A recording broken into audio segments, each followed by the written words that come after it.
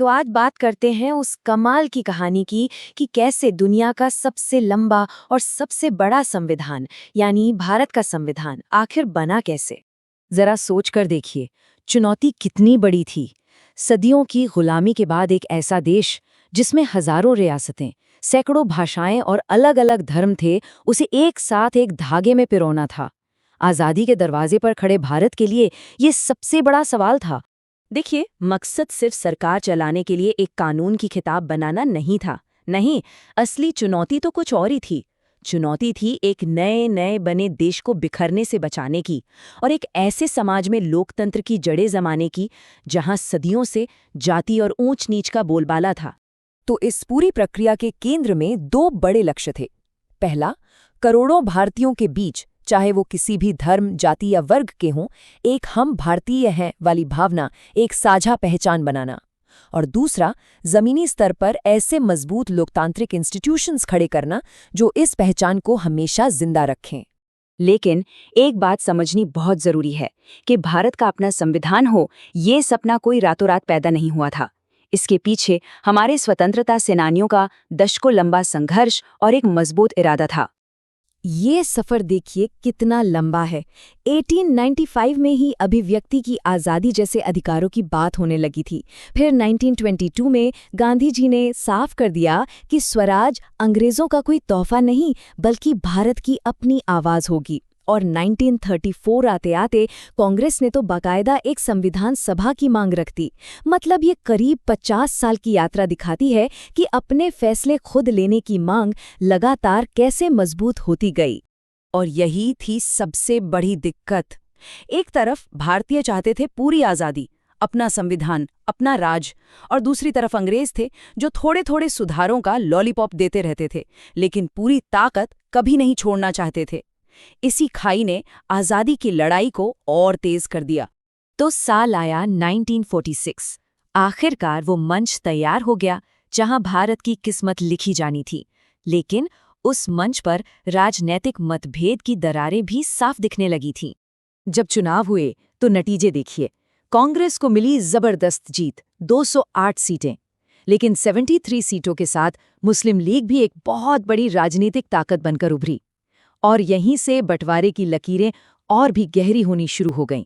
तो जब 9 दिसंबर 1946 को संविधान सभा की पहली बैठक हुई, सोचिए क्या हुआ। एक बहुत बड़ा हिस्सा यानी मुस्लिम लीग उसमें शामिल ही नहीं हुआ।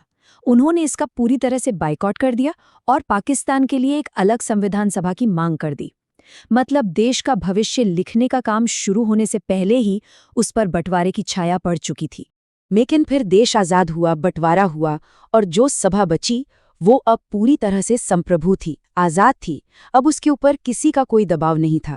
और इसी सभा के कंधों पर जिम्मेदारी आई शब्दों से एक नए राष्ट्र को गढ़ने की।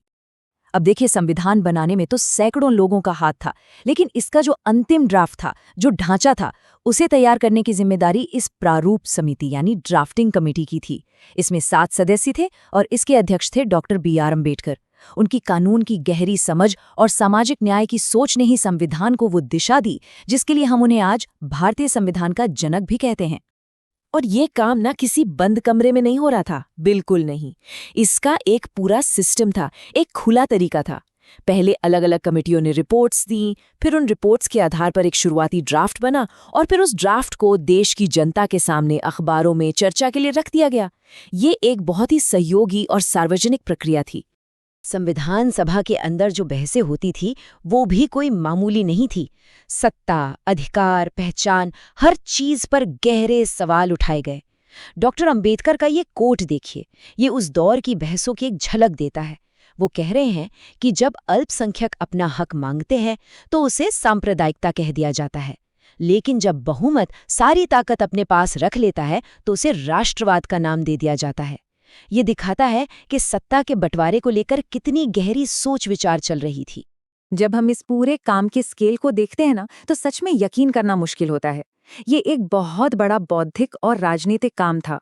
पूरे 2 साल, 11 महीने और 18 दिन, इतना वक्त लगा एक राष्ट्र के भविष्य को शब्दों में गढ़ने में, ताकि उसके हर नागरिक के लिए न्याय, स्वतंत्रता और बराबरी सुनिश्चित की जा सके।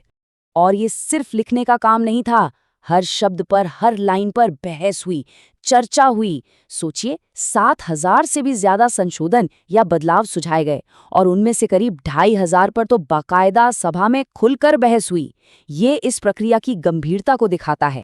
यहाँ एक बात बहुत खास थी। संविधान बनाने वालों का मकसद सिर्फ वोटिंग से जीतना या हारना नहीं था। नहीं, कोशिश थी सर्वसम्मति बनाने की। इसका मतलब है ज्यादा से ज्यादा लोगों को साथ लेकर चलना, असहमतियों को दूर करना, ताकि देश की नींव इतनी मजबूत हो कि उसे सब स्वीकार करें। और फिर वो दिन आया, 26 नवंबर 1949, जब इस महान दस्तावेज को अपनाया गया और 26 जनवरी 1950 को इसे पूरी तरह से लागू कर दिया गया। इसी दिन भारत सही मायनों में एक गणराज्य बना, जो अब किसी राजा या रानी से नहीं, बल्कि अपने ही लोगों द्वारा बनाए गए संविधान से चलने वाला था। तो ये कहानी हमें आज के लिए एक बहुत जरूरी सवाल पर लाकर छोड़ देती है। हमारे संविधान बनाने वालों ने जिस तरह सर्वसम्मति यानी सबको साथ लेकर चलने पर जोर दिया, क्या वो तरीका आज हमारे समाज के गहरे बंटवारे और मतभेदों को खत्म करने में कोई मदद कर सकता है? ये एक ऐसा सवाल है जिस पर हम सबको सोचने की जरूरत है।